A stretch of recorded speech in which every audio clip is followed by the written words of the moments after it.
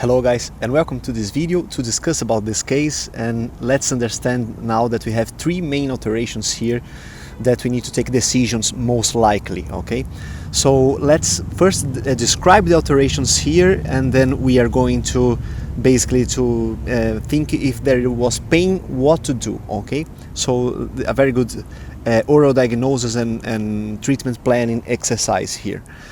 So first, let's understand the conditions of this third molar. Okay, so the third molar is actually impacted, of course.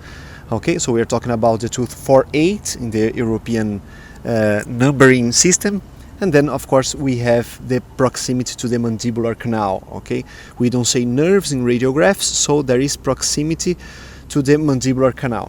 Okay, many surgeons would do this surgery right away, but it's recommended, or always when we need 3D information, all the radiation guidelines will protect us to use a CBCT scan. Okay, and in this case, well, it's actually important because we don't know if this canal is actually detached from the root. We don't know if it's buccal to the root or lingual to the root, or even between the roots.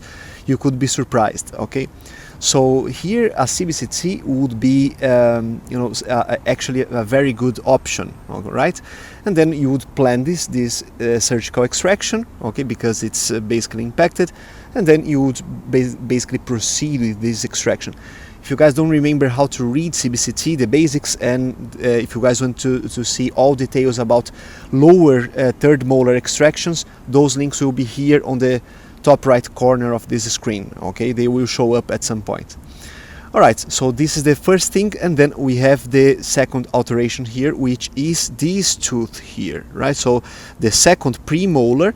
Of course, you need to think about the rehabilitation of this edentulous space as well, but we don't know how is the other side of the patient, the other side of the dental arch. We don't know the medical history. Let's just consider this as a very simple exercise. Let's understand that the medical history is non-contributory, at least for the moment, and then let's understand how to diagnose this tooth, the second premolar. Okay, then the tooth 4-5. So here we have the root canal treatment, of course, and then this very long post, the very long metallic post. So that's how to describe that. Of course, you guys know it's a radiopaque image suggestive of a metallic post, but of course it's compatible with this device, with a metallic post. Okay, and then we have the lack of adaptation of the crown in relation to the root, especially here on the distal side. The mesial side, there is a gap here, but of course if you guys want more details, then you guys know that you should take a periapical radiograph, which has less distortion and better details. Okay, however, if the patient is feeling pain or tenderness to percussion on this tooth, what to do? Okay, so that's a very good exercise. And in this case, you would, with a very long post like this, and the lack of a molar, you guys would maybe think about a risk of fracture.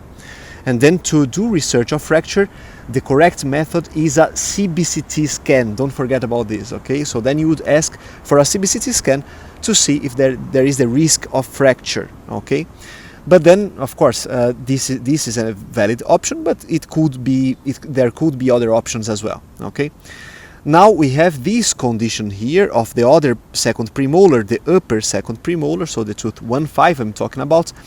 And then there is the restoration, okay, with this overhang and all the situation. But then, are we able to assess the situation properly from a OPG? Well, of course not. Then the best way here would be a bite-wings, okay, bite-wing radiographs, or else a periapical radiograph, because it has more details than the OPG. Okay, and then take a look at this. I want you guys to look at the periapical region here. Okay, so do we have a periapical lesion on this tooth? Okay, and if you guys think that we have a periapical lesion on this tooth, no, you are absolutely wrong. Okay, because just try to follow the shape of the periodontal ligament space and the lamina dura. The lamina dura is here, and the periodontal ligament space is surrounding the apex. Okay, there is periodontal ligament space widening, of course. Okay, but then I will now remove these red marks for you guys to see better. So there is, of course, periodontal ligament space widening, and the endodontic treatment is slightly shortened, so we have an underextension of the root canal treatment if we consider the radiographic apex, okay? But again, this needs to be assessed clinically as well. So don't forget that you would do your clinical extraoral examination, bilateral symmetry, palpation and everything. Then you would proceed with the intraoral, clinical intraoral examination, and then you would analyze this radiograph, always, okay? The things that if you guys are thinking that this is a periapical lesion, no, just follow the shape of the sinus floor, okay? So the maxillary sinus floor is here, and then continuing here, okay? So this is just the sinus floor, all right? Why we see bone here in this region as well? Well, because maybe you have the palatal plate superimposed to the beginning of the sinus floor. That's a possibility, all right? But you see even this contour here of the sinus floor, but then of course we know that the maxilla is a curve, okay? So there is a concavity of the palatal aspect, okay? And that's why sometimes we see two different limits of the sinus floor, two different limits of the alveolar crest, but of course one of them will be more clearly visible, okay? So those are the very important points here. Now we may have the canine fossa here and the other situations, but are we able to assess from this image? No. Again, if there is symptoms, if there is a clinical reason, then you would proceed with a periapical region of canine and lateral incisors. That's these are the two teeth that should be centralized in this radiograph.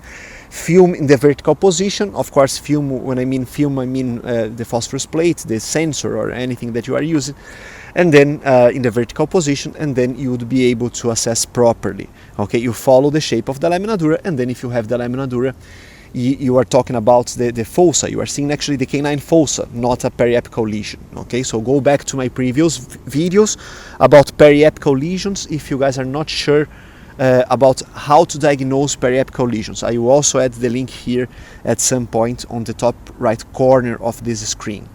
All right. So there are other aspects as well of this radiograph, just for us to finish this case because it's actually interesting. We have this molar here with a restoration. The restoration is fine, so maybe if there are no symptoms, we just leave this situation. The roots are superimposed to the maxillary sinus. That's also an extension of the maxillary sinus onto the roots, so that's absolutely fine.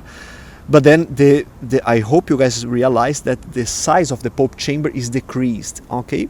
Most likely because of tertiary dentin, okay, which is the dentin that comes as a reaction to damage, okay? That's why we are not seeing the horns of the pulpal chamber, for example, okay?